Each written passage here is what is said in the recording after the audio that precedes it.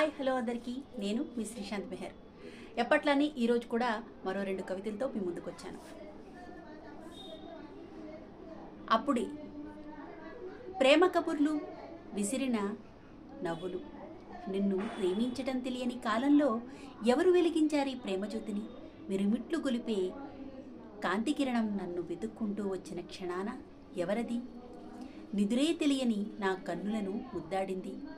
ఏకకాలంలో మనం కల్పించుకున్న ఏకాంతంలో నీ ఒడిలో తలవాల్చి ఓ కమ్మని కలకంటాను. నీ రూపానికి నా రూపాన్ని ధారపోస్తాను.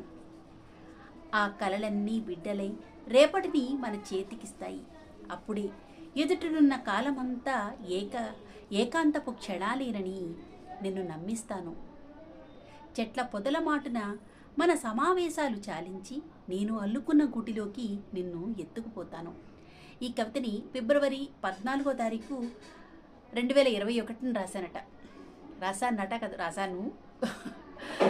అయితే ప్రేమికుల రోజున రాసిందనమాట.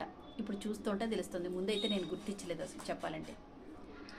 అలానే ఇంకో కవిత, అడిగి చూడు.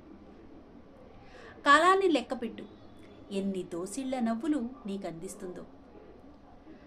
మండి పడిపోతున్న సూర్యుణ్ణి కళ్ళప్పకించి చూసే బలాన్ని ఇమ్మను. తొడిమలేని సన్నజాజులు పెట్టే సువాసనల చెక్కిలిగిరిని ఆస్వాదించు. చంద్రుడు గిల్లిన వెన్నెలను అడుగు. మనసెన్నిసార్లు పారేసుకుందో. ఎర్రగా పండిన తాంబూలాన్ని అడుగు, ఎవరి మనసు పండించిందో. విచ్చుకున్న పూరేకుల అందాలను గిచ్చుకుపోయే తుమ్మెదనడుగు. ఆ ఆత్రం ఎందుకని? నీ నీలి కన్నుల్లో దాచిన నా రూపాన్ని అడుగు. ఎప్పుడు ప్రేమ పుట్టిందని. ఇది 15/2/2021 రాసిన కవిత. ఈ రోజుకి ఇంకొక స్పెషాలిటీ కూడా ఉంది.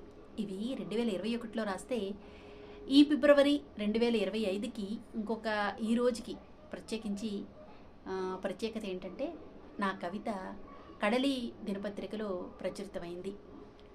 నాకు నేనే ఎదురైతే. తప్పకుండా చూస్తారని అనుకుంటున్నాను. ఫేస్బుక్లో నేను షేర్ చేశాను కూడా.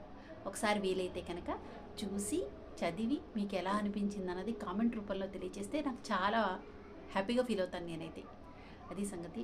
కవితని తప్పకుండా చదువుతారని ఆశిస్తూ మరో 2 మంచి కవితలతో మీ ముందుకు వస్తాను. అంతవరకు సెలవు. నమస్తే.